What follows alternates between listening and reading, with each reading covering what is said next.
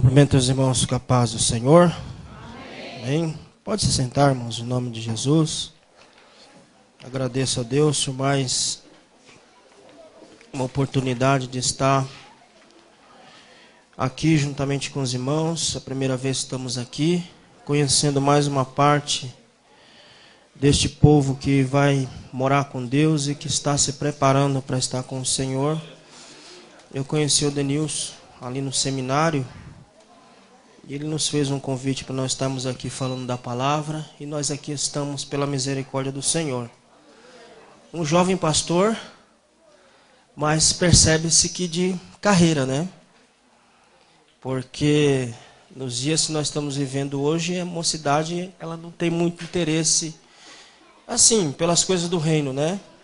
Vai correr atrás de outras coisas, de outros objetivos, que não é errado, mas muito pouco a gente vê um jovem pastor pastoreando uma igreja e creio que muito bem cuidada. Então isso é importante, isso é bom para o reino de Deus.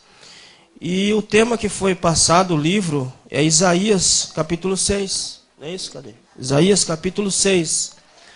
E esse texto, ele fala de uma experiência transformadora, a qual o profeta Isaías ele viveu em um período muito difícil da vida dele. Então eu quero ler com os irmãos Isaías, abram lá no livro do profeta Isaías, no capítulo de número 6, e a partir do verso 1, que diz assim: No ano em que morreu o rei Uzias, eu vi ao Senhor assentado sobre um alto e sublime trono, e o seu séquito enchia o templo, ou a orla, o séquito é a orla do seu vestido. Os serafins estavam acima dele, cada um tinha 6 asas, com 2 cobriam o rosto, e com 2 cobriam os pés, e com 2 voavam, e clamavam uns para os outros, dizendo: Santo, Santo, Santo é o Senhor dos exércitos. Toda a terra está cheia da sua glória. E os umbrais da porta se moveram com a voz do que clamava. E a casa se encheu de fumaça. Então disse eu: Ai de mim que vou perecendo, porque eu sou um homem de lábios impuros, e habito no meio de um povo de impuros lábios. E os meus olhos viram ao Rei, o Senhor dos exércitos. Mas um dos serafins voou para mim, trazendo na mão uma brasa viva, que tirara do altar com uma tenaz. E com ela tocou a minha boca e disse: Eis que isto tocou os teus lábios, e a tua iniquidade foi tirada, e purificado o teu pecado. Depois disto ouvi a voz do Senhor que dizia: A quem enviarei? E quem há de ir por nós? Então disse eu: Eis-me aqui, envia-me a mim.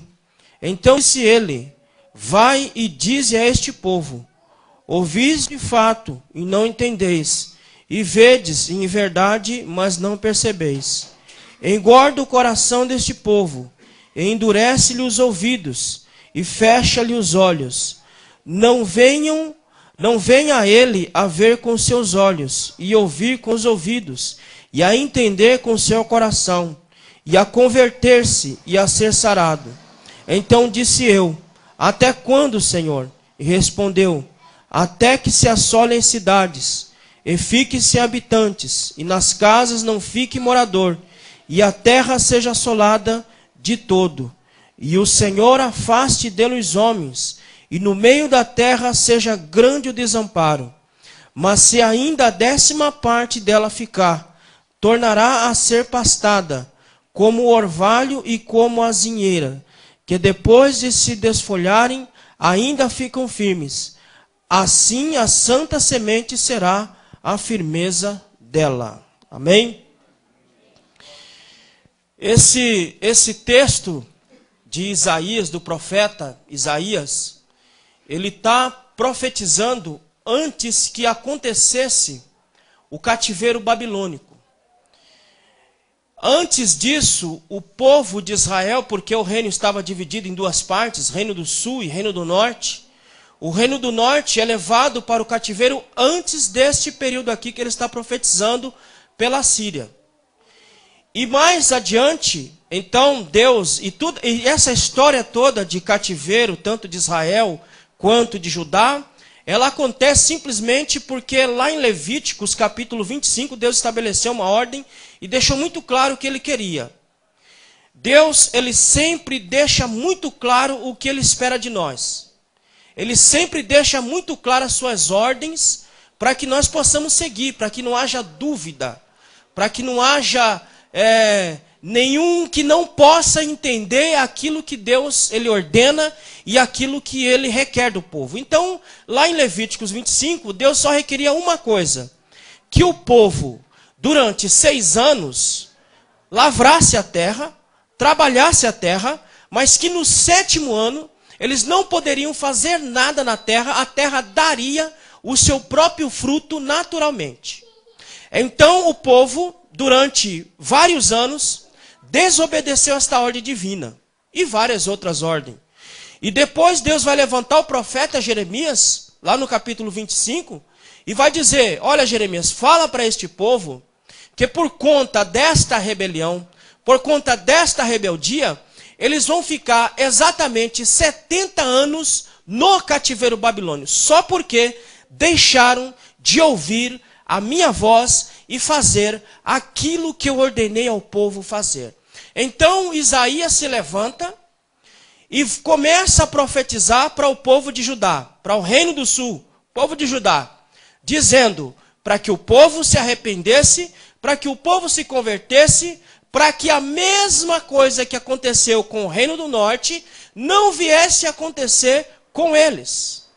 Mas deixe estar, irmão, que o rei Uzias morre. O rei Uzias era meio aparentado, Isaías era aparentado de Isaías, e ele morre.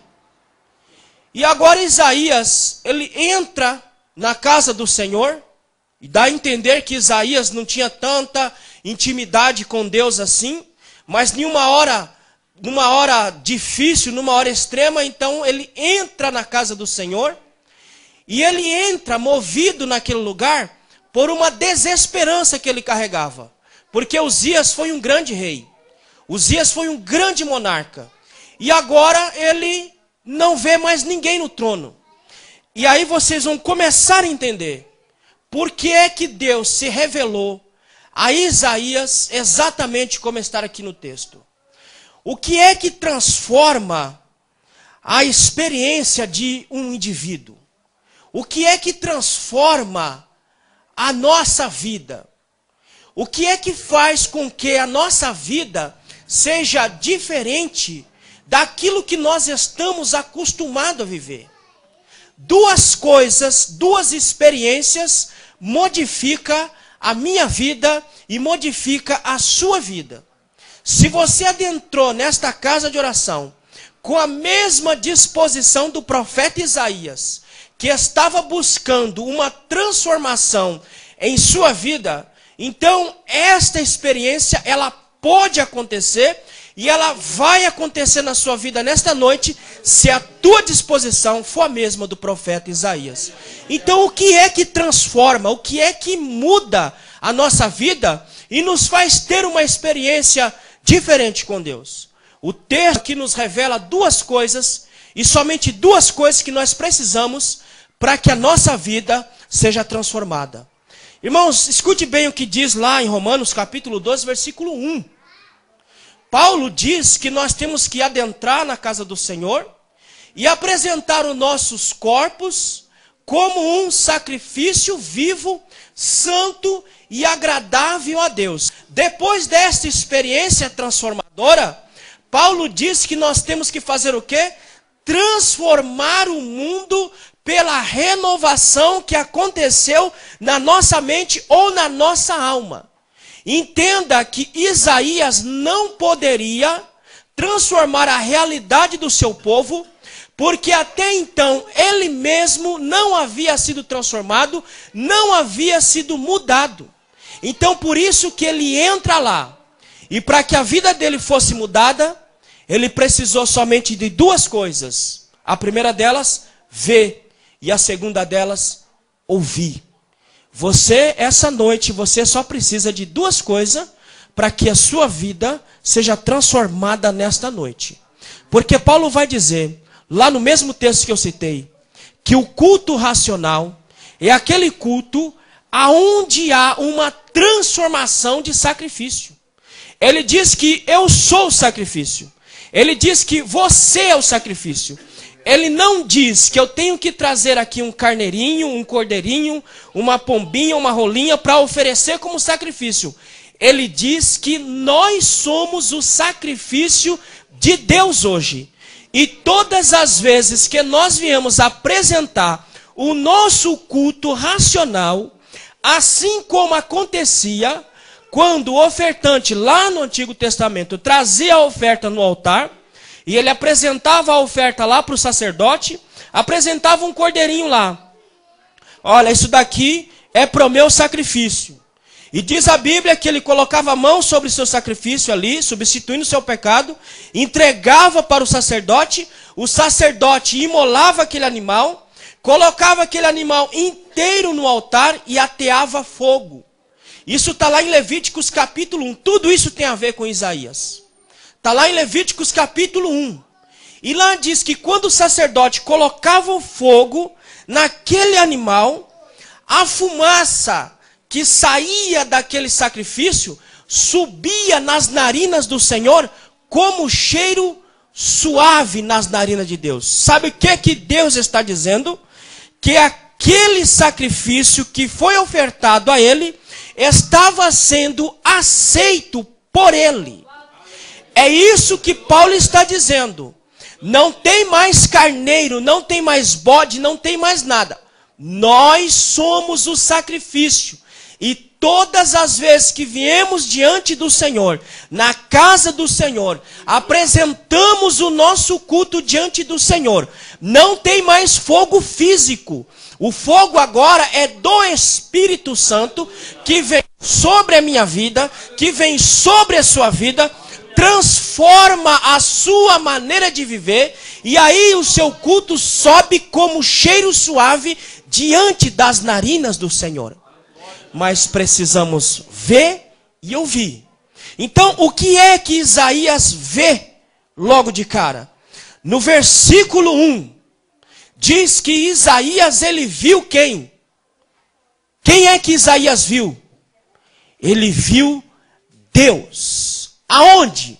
Assentado em um sublime trono. Irmãos, a partir desse momento que Isaías começa a ver Deus, a realidade da vida de Isaías, ela começa a ser transformada a partir desta visão. Se você quer que a sua vida, se você quer que a realidade que você vive hoje, que eu não sei qual é, se você quer que ela seja mudada, se você quer que ela seja transformada, então adentre a esta casa com a disposição de ver a Deus, porque se você entrar assim, a sua realidade ou a sua vida, ela vai ser mudada, ela vai ser transformada esta noite.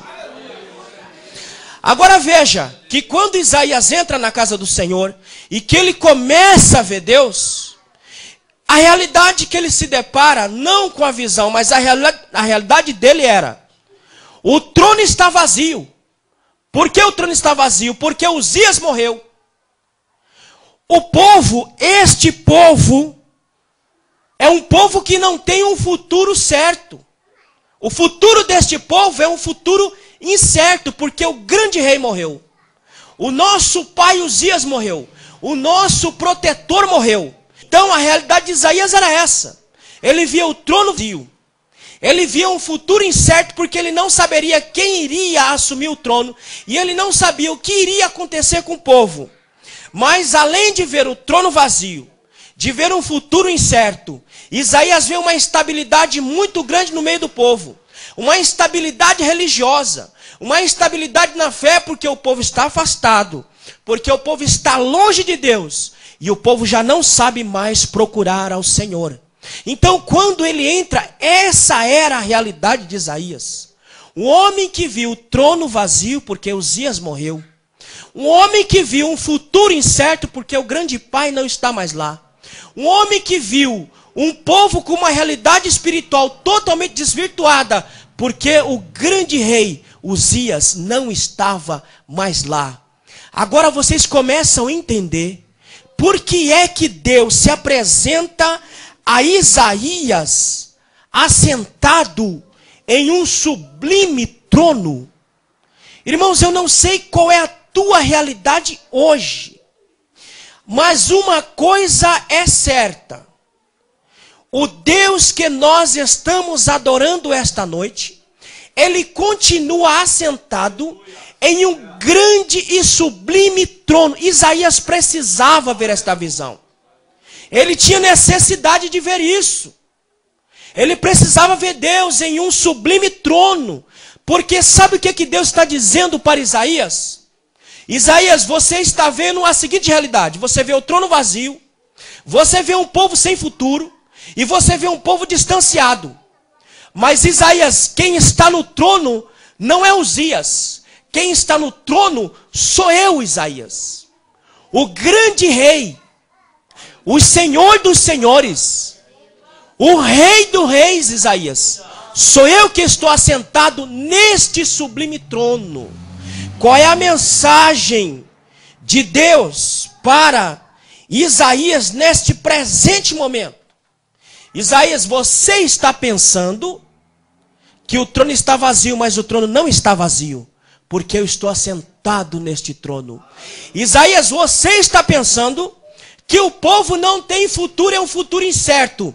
Mas Isaías, eu estou dizendo a você que o futuro deste povo está garantido, porque sou eu quem vou conduzir este povo.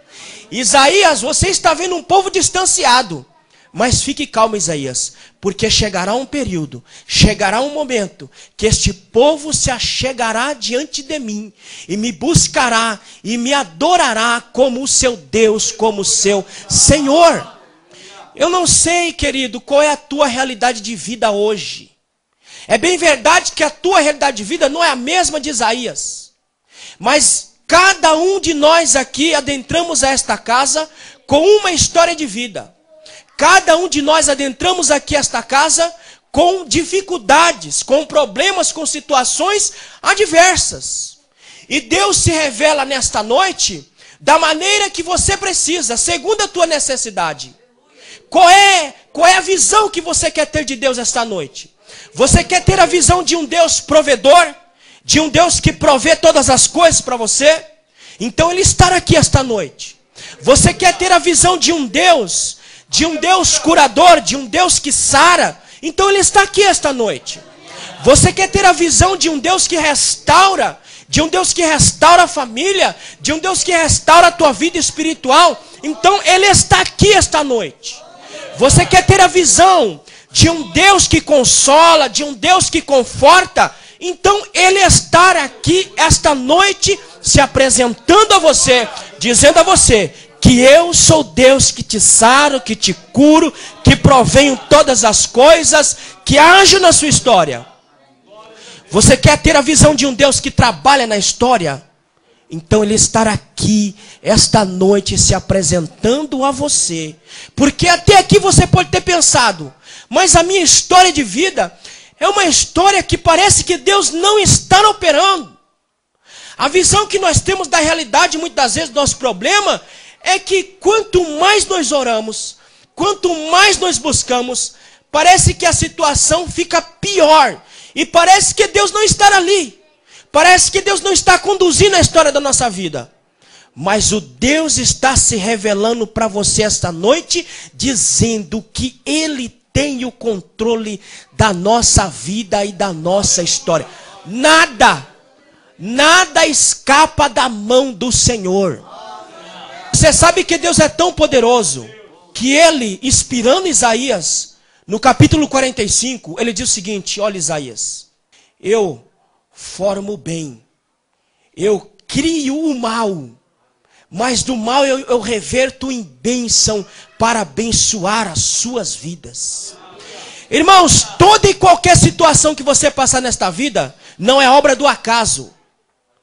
Toda situação boa que você passar na sua vida não é obra do acaso. Toda situação ruim que você passar na sua vida não é obra do acaso. Isaías poderia estar pensando até o momento que ele entrou lá. O que está acontecendo é obra do acaso. Mas Deus começa a mostrar para Isaías: Isaías, isso aqui não é obra do acaso, porque Deus inspira o profeta e diz o seguinte, que ele não fará coisa alguma sem antes revelar o seu segredo aos seus santos profetas. Já estava previsto que iria acontecer.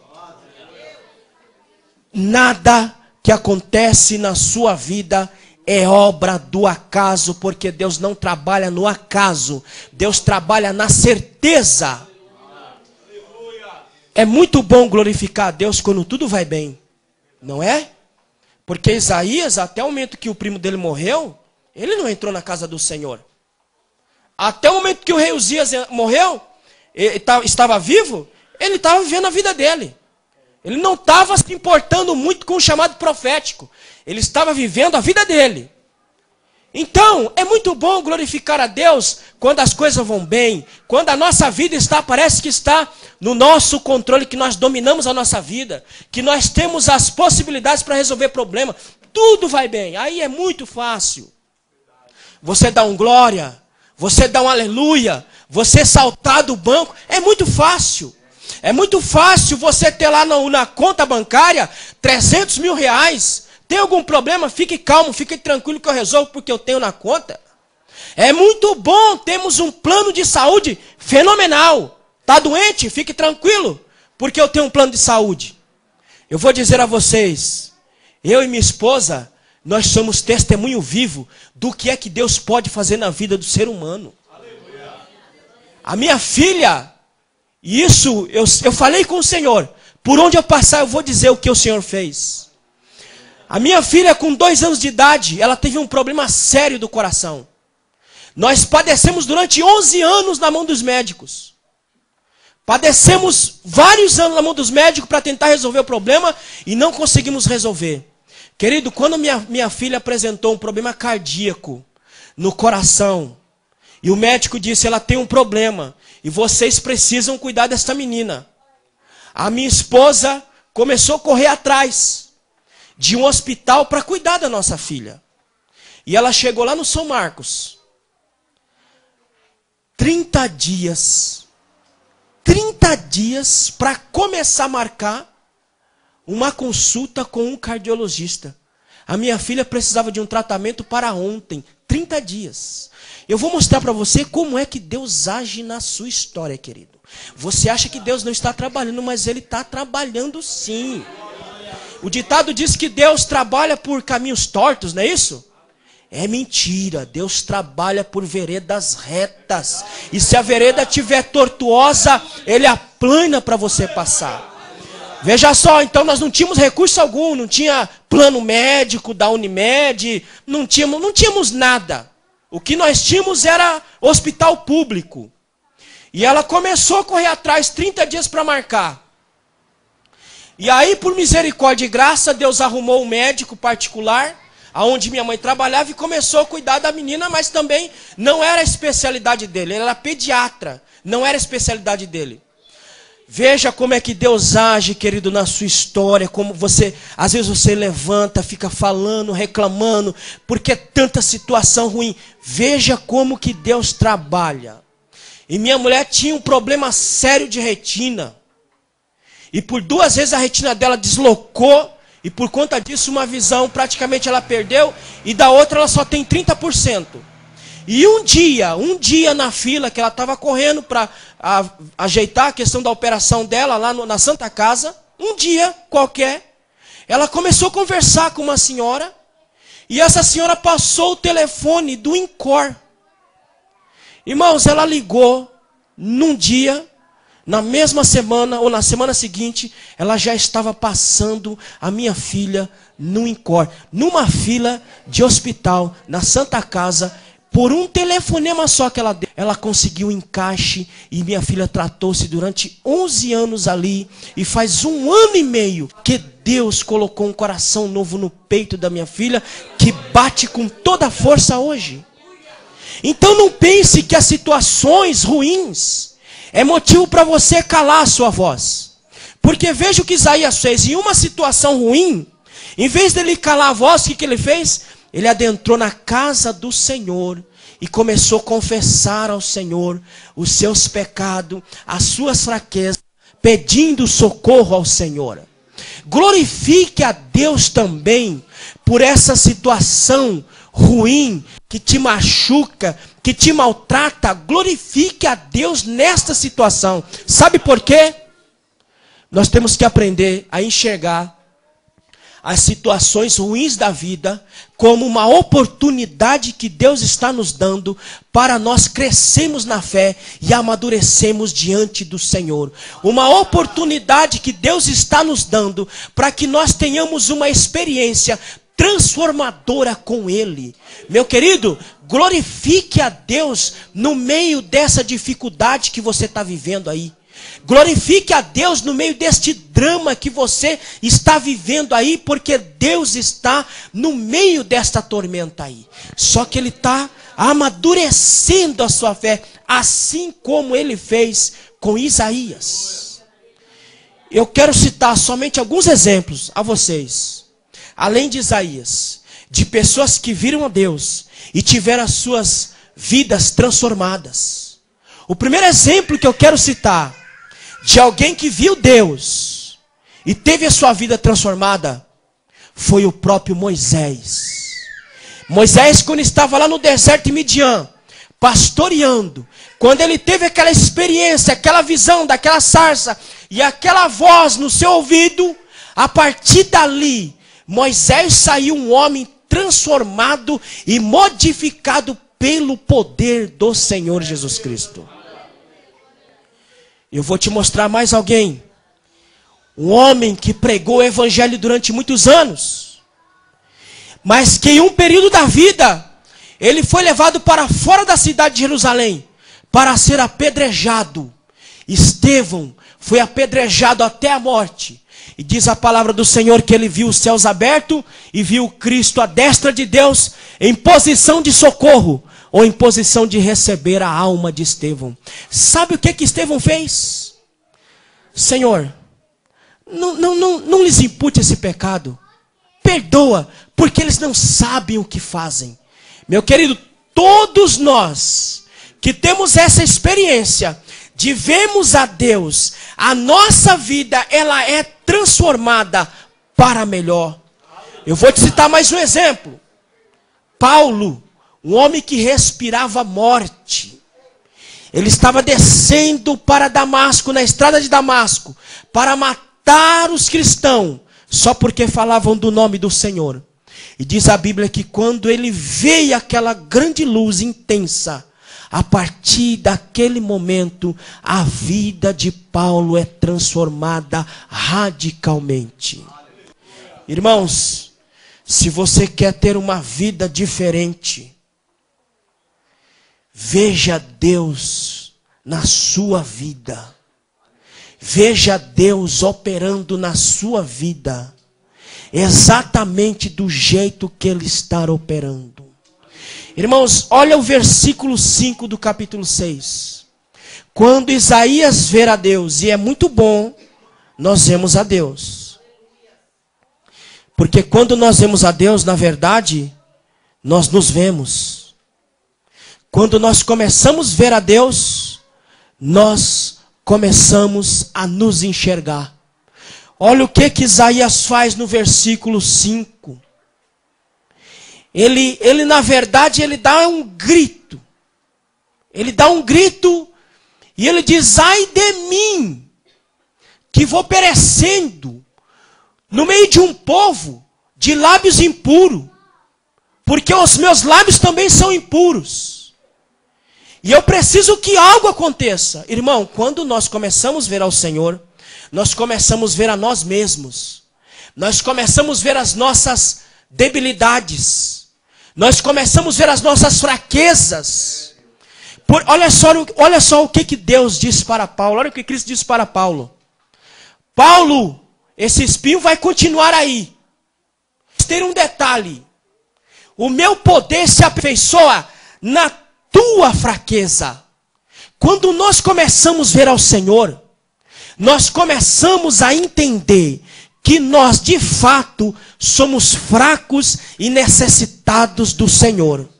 Quando nós perdemos a visão de Deus, nós começamos a achar que nós podemos muita coisa, que nós conseguimos fazer ou realizar muitas coisas sem Deus.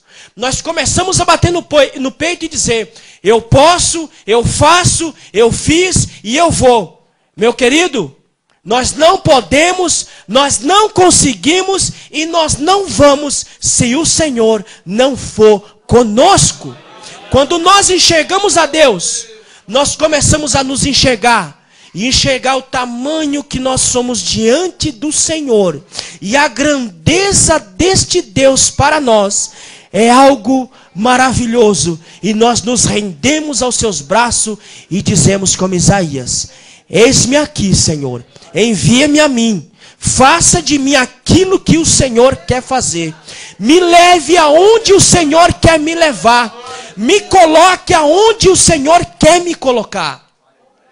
Porque, meu irmão, tem muitos irmãos que não chegam onde Deus quer colocar, que não vão aonde Deus quer levá-los, porque eles não estão dispostos a se render nos braços do Senhor e dizer, eis-me aqui, Senhor, faça de mim aquilo que o Senhor quer. É muito bom servir ao Senhor. É muito bom se render nos braços do Senhor e deixar que Ele conduza a nossa vida. Então veja o que é que Isaías fala no versículo 5. Ele dá um grito de desespero e diz, ai de mim, que sou um homem de impuros lábios, que vivo no meio de um povo também com lábios impuros, no meio de um povo pecador. Vou perecendo porque eu vi a tua majestade, a tua santidade, e agora eu sinto necessidade que o Senhor me toque e transforme a minha vida, a minha realidade. Irmãos, anseie nesta noite. Anseie nesta noite como Isaías. Que Deus dê uma ordem, que venha de lá um anjo com uma tenaz, com uma brasa viva, e toque em você agora, e você possa se sentir tocado e transformado por Deus essa noite. Porque foi exatamente isso que Isaías pediu. Agora, parece que Isaías, nesse grito dele, esse grito de desespero, ai de mim, parece que ele quer dizer, não tem mais jeito para mim. Não tem mais jeito mais para a minha situação. Não tem jeito mais de eu fazer alguma coisa. Não tem jeito mais. Parece que ele diz isso. Não tem jeito mais para a minha vida, para a minha situação. Eu disse a vocês que nós precisamos de duas coisas para que a nossa realidade seja transformada. A primeira delas, ver ao Senhor. A segunda delas, ouvir ao Senhor. Quando Isaías pensa dentro de sua alma, não tem jeito mais, então ele começa a ouvir a voz do Senhor. Olha o que diz o verso 3. E clamavam um para os outros, dizendo, ele começou a ouvir os serafins cantando lá na glória, glorificando ao Senhor. E no versículo 8, ele diz, depois disso, depois que ele ouviu este coral celestial, depois que o anjo tocou com uma tenaz, com essa brasa viva, purificou a sua vida, então Isaías começou a ouvir a voz do Senhor que dizia, quem enviarei e quem há de ir por nós? Eu disse a você que nós precisamos de duas coisas, ver e ouvir. Aquilo que Isaías viu, mexeu com a sua realidade porque ela foi mudada. aquilo que Isaías começou a ouvir, mexeu com a sua realidade interna. Quando Isaías começou a ouvir a voz do Senhor, mexeu com a alma de Isaías. E a partir daquele momento, Isaías passou a ser um outro homem diante do Senhor. Aquilo que Isaías ouviu, mexeu com a sua realidade da sua alma. Mexeu com a sua vida por inteiro e por completo.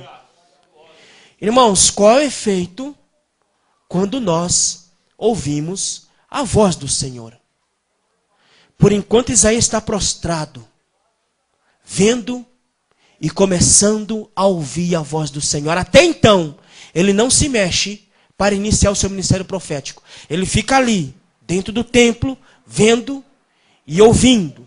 E depois que ele vê, que ele ouve, é que ele começa o seu ministério profético. Sabe qual é o efeito de nós ouvirmos a voz do Senhor? Primeiro, vigor. Vigor para servir ao Senhor. Sabe por que muitas pessoas estão perdendo a força de servir ao Senhor? Porque já não estão dando mais ouvido à voz do Senhor. Já não querem mais ouvir a voz do Senhor. Quando é que eu sei que eu não estou mais ouvindo a voz do Senhor? É muito simples. Quando Deus não fala aquilo que você gostaria de ouvir. Porque essa geração, alguns pregadores estão acostumando a falar coisas que o povo quer ouvir. O que o povo quer ouvir? O povo quer ouvir que Deus está descendo um anjo e que vai dar uma chave para ele. O povo quer ouvir que Deus vai dar uma casa para ele. O povo quer ouvir que Deus vai dar um carro novo para ele. O povo quer ouvir que Deus vai dar riqueza para ele. Já prestou atenção? Que quando nós ouvimos aquilo que nós queremos, nós glorificamos com mais intensidade? Nós faltamos saltar do banco. Porque nós ouvimos aquilo que nós queremos. Massagear o nosso ego. Olha, Deus está falando comigo. Porque Ele me disse que vai me dar uma casa, um carro. Vai me dar um status social melhor. Eu não vou ser cauda, vou ser cabeça. Aí nós glorificamos, nós adoramos a Deus. Nós nos derramamos diante do Senhor. Porque Ele está falando aquilo que nós queremos ouvir. Mas quando Deus começa a falar aquilo que nós precisamos de fato ouvir, nós começamos a duvidar do pregador. Não sei não. Esse irmão aí, eu acho que ele não rezou muito bem não. Eu acho que ele não leu muito a Bíblia não, porque essa palavra aí não é para mim. Porque eu sou tão santo. Eu dizimo, eu oferto, eu oro, eu estou na igreja, eu sou crente. Mas eu vou dizer uma novidade a vocês. Alguém já leu Tiago, capítulo 4? Tiago vai dizer: da onde nascem as porfias? Da onde nascem as pelejas? Da onde nascem as contendas no meio do povo de Deus? Sabe da onde é? Que Tiago está dizendo lá no texto de capítulo 4? Depois você chega em casa, não vai assistir o Fantástico não. Lê Tiago capítulo 4, você vai entender o que ele está dizendo. Sabe da onde vem todas essas guerras, porfias, intriga, inveja, cabo de força, um puxa para cá, um puxa para lá?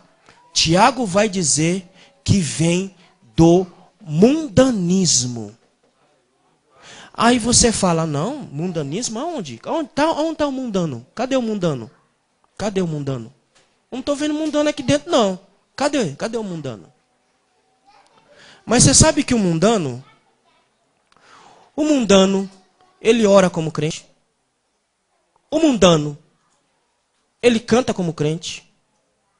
O mundano dizima como crente e oferta como crente. Mas é um mundano. Por quê? Porque o mundano, ele busca a satisfação do seu desejo. Ele busca que a sua vontade seja imposta. Se você ler lá Tiago, Tiago vai dizer assim, que o mundano, ele não está falando lá de fora não, ele está falando no âmbito da igreja. Ele vai dizer que o mundano, para satisfazer o seu desejo, ou que a tua vontade seja satisfeita, ele está disposto até matar. Mas ele quer que a sua vontade seja satisfeita. Meu querido, você pode orar, você pode falar, você pode fazer tudo como crente. Mas se dentro de você há um espírito mundano, de querer satisfazer os seus desejos, nem que para isso você passe por cima dos outros como um trator, não adianta as suas vestes, não adianta os seus cabelos, não adianta o seu paletó, não adianta o tamanho da tua Bíblia. Tu é o mundano e lugar de mundano é no fogo do inferno. Não adianta. Não é o que eu visto que me faz. Não é como eu me comporto exteriormente que me faz. É o que eu sou internamente. É o que Jesus falou. Sepulcro caiado, muito bonito por dentro, mas por fora. Mas por dentro é podre, vazio. Está cheio de rapina, como uma cobra venenosa. Será que nós queríamos ouvir o discurso de Tiago, do capítulo 4? Sabe o que Tiago diz? Não tem alguns pregadores que costumam dizer assim, né, irmão? Olha, fala aí pro teu irmão, abençoado. Fala aí pro teu irmão, vitorioso.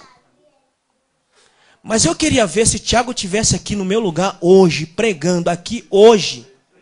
E ele falasse assim para você, fala aí pro teu irmão, adúltero. Fala aí para tua irmã, adúltera. Porque é isso que ele está dizendo no capítulo 4. Vós sois adúlteros e adúlteras, porque são infiéis ao seu Deus. Aleluia. Será que nós suportaríamos ouvir Tiago dizendo, fala aí para o teu irmão, pecador, pecadora? Será que nós suportaríamos ouvir um João Batista dizendo assim, raça de víbora? E ele só falou víbora porque ele não sabia na sua época que a cobra mais venenosa que existe na face da terra está lá no norte da África, e a mamba negra. Uma picada dessa cobra é questão de segundos e minutos para essa pessoa morrer. Se ele tivesse nesse período agora, ele falaria, olha, raça de mamba negra, o veneno de vocês é letal, que mata em questão de segundos. Será que nós gostaríamos de ouvir isso? E daríamos glória a Deus e aleluia com tanto entusiasmo, com tanto ímpeto? Por quê? Porque eu quero ouvir só aquilo que me satisfaz. Mas aquilo que nós precisamos ouvir, a isso nós dizemos, o pregador está equivocado, o pastor Denilson não pesquisou muito bem para convidar o pregador, porque ele está equivocado. Meu irmão, o que muda a nossa vida é aquilo que nós ouvimos de Deus. E nem sempre o que Deus fala vai nos agradar. Você sabe o que Deus falou para mim esse ano? No início desse ano. Por 2 vezes. Orando ao Senhor, buscando a Deus para resolver um problema, uma situação. Deus literalmente falou para mim por 2 vezes. Cale a boca. Por 2 vezes eu tive que ouvir Deus falar comigo nesse tom, nesses termos. Cale a boca e vai fazer o que eu te chamei para fazer. E deixa que eu trabalho na tua causa. Cale a boca. Já é duro. Você já pensou? Chegar lá, irmão, cala a boca. Já é duro. Agora, você já pensou ouvir do seu Deus, Ele mandar você calar a boca, e você tem que calar a boca, porque Ele sabe como fazer, Ele sabe como operar. Então, aquilo que nós ouvimos vai mudar a nossa realidade, vai nos dar vigor, vai nos dar força para servir. E nem sempre Deus vai falar aquilo que você quer, Ele vai falar aquilo que você precisa ouvir de fato, para que você tenha força para servir ao Senhor. Aquilo que eu ouço me dá força para servir. Aquilo que eu ouço me dá coragem para servir. Porque Isaías precisava de força para profetizar no meio do povo, porque era um povo duro. Isaías precisava de coragem para profetizar no meio daquele povo, porque era um povo sanguinário, um povo que gostava de matar profeta. Ele precisava de coragem. Então, a partir do momento que ele começou a ouvir, começou a nascer força em Isaías. Deus fala, olha, não tenha medo não, é povo de semblante duro, coração mais duro ainda. Mas não tenha medo não, vai nessa tua força, porque é você que eu te chamei. Então, quando nós ouvimos ao Senhor, nós ganhamos força para servir e ganhamos coragem para servir. Porque muitos de nós perdemos a coragem de servir porque ficamos com medo de uma grande multidão, do que vão falar, do que vão pensar, de como vão olhar. Não interessa como vão pensar, como vão falar, como vão olhar. Nós temos é que servir ao Senhor e fazermos aquilo que Ele nos chamou para fazer. Nenhum de vocês que estão aqui dentro pode olhar para a minha cara e dizer, mas eu não tenho vocação. Todos nós temos uma vocação.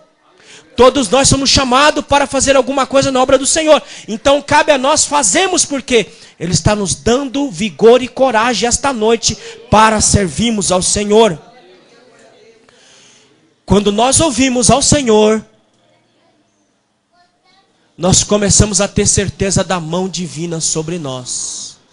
Quando Isaías começou a ouvir ao Senhor, que nasceu coragem, que nasceu força, poder para servir, então ele teve certeza que a mão do Senhor era sobre ele para profetizar no meio daquela nação. Se você der ouvida ao Senhor, Deus está dizendo a você que a mão dele é sobre você, porque ele te ungiu para servi-lo no meio de um povo de coração duro e de face dura e obstinada. Quando nós ouvimos ao Senhor, nós ganhamos força para servir. Quando nós ouvimos ao Senhor, nós ganhamos coragem para servir. Quando nós ouvimos ao Senhor, nós temos certeza da mão divina sobre nós. Sabe o que é que Cristo falou? Para aqueles que se preocupam com os cuidados da vida e acaba perdendo força, coragem e vigor para servir, porque começa a correr atrás dos objetivos terrenos. Olha o que Cristo falou. Buscai primeiro o reino de Deus, e as demais coisas serão acrescentadas. Mateus 6, verso 33. Está diante de vocês duas pessoas, eu e minha esposa. Nós não tínhamos nada. Nós não tínhamos nem casa. Eu disse ao Senhor, tudo que o Senhor fez eu vou falar, por onde eu passar. Nós não tínhamos nem casa, nós não tínhamos. Nós morávamos de favor. Moramos de favor durante 17 anos. Tem algum jovem que está namorando, pensando em casar? Acho que todo mundo pensa em casar aqui, né? As meninas aqui, né? Estão com mais idade mais, né? Os meninos. Vou deixar um conselho para vocês. Grave bem. Quando nós não ouvimos a palavra do Senhor, nós só temos a perder. Vou dizer uma coisa a vocês que estão pretendendo casar e um dia irão casar. A Bíblia diz que nós devemos deixar quem? Pai e mãe. Quando casar, não é para fazer um puxadinho lá no terreno do pai nem da mãe. Quando casar, é para sair. Não é para construir lá no fundo, nem em cima. É para deixar, é para sair e constituir a tua família. Não é para fazer puxadinho, não. Eu estou falando de uma coisa que eu vivi, porque eu não ouvi a palavra de Deus. Eu não ouvi. E quando nós não ouvimos, nós vamos quebrar a cara. Menina, veja se esse homem que você está querendo casar, se ele é homem mesmo. Homem, de te dar um pedaço de chão para morar, nem que seja de aluguel, mas que seja macho para colocar num pedaço de chão para você dizer, é minha casa, eu faço como eu quero. Veja se a menina que você quer casar é uma mulher de fato. Saiba cuidar de uma casa. Saiba cuidar de um filho. Para depois não ter que ficar comendo em casa de mamãe. Nem em casa de papai, porque menina não sabe fazer comida. Não sabe fazer nada. Não sabe lavar uma roupa. Não sabe passar, não sabe fazer nada. Veja para depois não ficar reclamando. Pesquise bem. Não pense que Deus é Santo Antônio casamenteiro. Ah, vou orar a Deus aqui para Deus a Rebeca. Aí dá lá a Rebeca. Ah, mas dessa aqui o Senhor me deu, não sabe nem cozinhar. Não é Deus que vai casar, é você que vai casar. É você que tem que ver. É a menina que tem que ver se esse menino é macho mesmo. Se ele honra a calça que ele veste. Se ele é homem para te dar uma casa. Se essa menina é uma mulher para cuidar de você e dos seus futuros filhos. Ouça o conselho da palavra. Se não tem condição de casar, não case. Mas não faça puxadinho. Não se enfie na casa de pai e de mãe. Porque a ordem é para sair da casa do pai e da mãe. Cortar o cordão umbilical em independência. Se não tem condição de casar, não case. Case quando tiver condição. Porque aí a bênção de Deus vai ser sobre vocês. Se fizer diferente, vocês vão pagar um preço alto. Um preço alto demais. Nunca deu certo. Nunca vai dar certo. Casou, tem a tua casa com a tua mulher e os teus filhos. Porque por mais que o pai e a mãe tentem se isentar, não consegue. Vai acabar uma hora ou outra entrando naquele negócio. Então saia e monte a tua família. Essa é a ordem. Quando não ouvimos, nos arrependemos.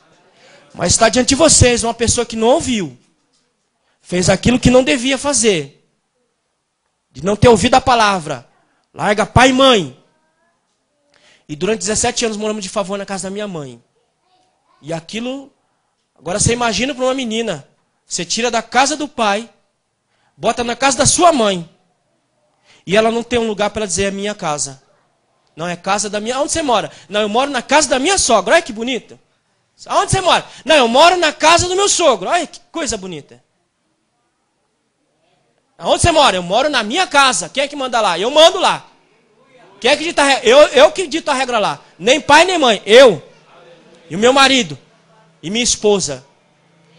E aquilo me angustiava muito. 17 anos. E eu não me sentia homem. Não homem no sentido de masculinidade. Homem no sentido de ser o provedor, de ser o cabeça da família. Não me sentia homem. E aquilo me angustiava, e angustiava muito mais a ela. Irmãos, olha como é que Deus é maravilhoso, como é que Deus é lindo. Como é que Deus trabalha a nossa história. Como é que Deus vai mudando a situação. Irmãos, olha, o dia que você quiser sentar comigo e eu te contar em detalhes como é que foi toda a trajetória, a gente conversa, porque não dá tempo. Mas Deus foi fazendo as coisas assim, por uns caminhos assim, talmente... Você fala, não vai dar certo. Não, isso aqui não vai chegar em lugar nenhum. Deus trabalhou assim de uma maneira tão esquisita assim, para me levar na minha casa, onde eu posso dizer, é minha casa, onde ela pode dizer, é a casa dela hoje, então não vai dar em lugar nenhum isso aqui. Mas Deus foi tão maravilhoso, que Deus trabalhou na minha história, trabalhou na história da minha esposa, e Deus nos deu assim de bandeja, na mão, a nossa casa, e hoje nós podemos dizer, nós temos uma casa. Hoje eu posso dizer, a casa é sua. Você é a dona, você manda aqui dentro. E é a mulher que manda dentro de casa, rapaziada.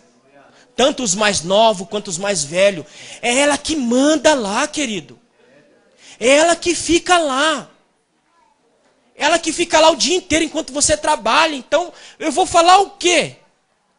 como nós não tínhamos nada, não tínhamos muita coisa, e todas as vezes que nós saímos para comprar alguma coisa, e eu falava, você compra o que você quiser. E ela ficava meio nervosa, mas você tem que dar a opinião também. Não digo, você faz do jeito que você quiser. Do jeito que você fizer, para mim tá bom. Se você comprar um móvel verde, tá bom. Tá tudo bom. Porque é ela que manda lá dentro. É ela quem decide como é que vai ser. Ela quem escolhe a cor da parede. Ela que diz aonde que vai ficar os móveis. Para não dizer que eu não dei pitaco em nada, a única coisa que eu dei um pitaco dentro da nossa casa foi o jogo de quarto. Um guarda-roupa que eu vi, me apaixonei, só foi isso. Porque o resto, tudo ela escolhe, tudo ela faz do jeito que ela quer, porque é ela que manda lá. Mas irmãos, nós não tínhamos nada. E o Senhor nos deu assim, na nossa mão, de bandeja. Porque é melhor buscar o reino de Deus do que buscar os nossos interesses. O problema da igreja atual é que o povo está buscando demais os seus objetivos e deixando o reino de Deus em segundo lugar. Coloque o reino de Deus em primeiro lugar e você vai ver que Deus vai abençoar. Nós não tínhamos nem carro nós tínhamos. Andávamos a pé ou de condução. Se íamos atender algum convite, ou íamos de condução, ou alguém com muita misericórdia no coração nos buscava, ou pelo menos nos levava para casa, porque nós não tínhamos nenhum carro. Mas Deus é tão maravilhoso que até o carro Ele nos deu de bandeja.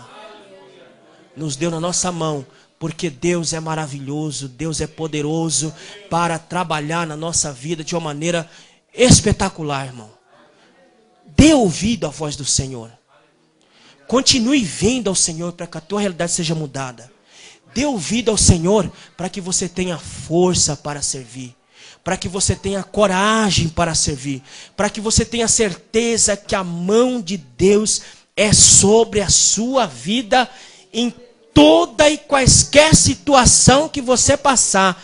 Deus está com você. Por mais difícil que seja, saiba, Deus está comigo. Não veja o problema, veja a solução. Veja além do problema. Se você continuar vendo o problema, ele vai continuar gigante na sua frente. Mas se você vê além do problema, que é a solução que está lá em Deus, então o problema vai ficar desse tamanho assim, quase que imperceptível a você. Veja a Deus, ouça a Deus, e a sua vida vai ser mais abençoada do que já é, em nome de Jesus. Amém? E que Deus abençoe esta igreja e que o Senhor continue falando aos vossos corações em nome de Jesus. Amém.